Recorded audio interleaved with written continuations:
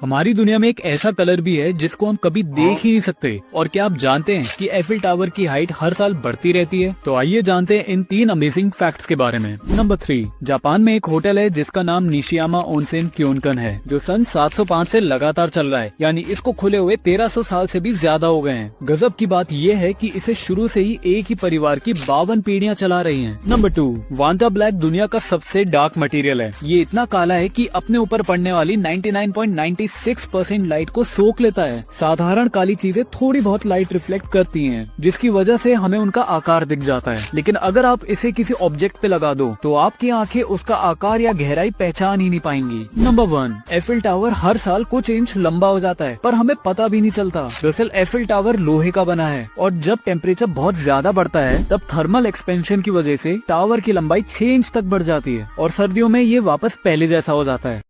ऐसे ही मजेदार फैक्ट्स देखने के लिए चैनल को लाइक एंड सब्सक्राइब करते रहिए।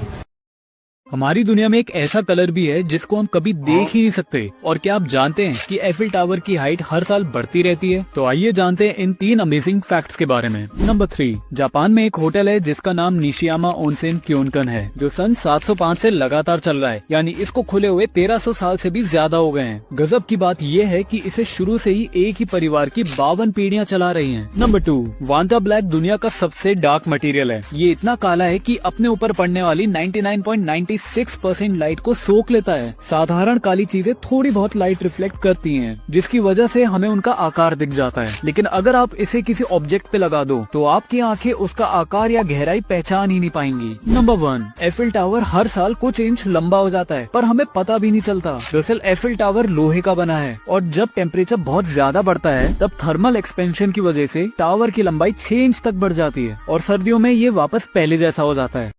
ऐसे ही मजेदार फैक्ट्स देखने के लिए चैनल को लाइक एंड सब्सक्राइब करते रहिए।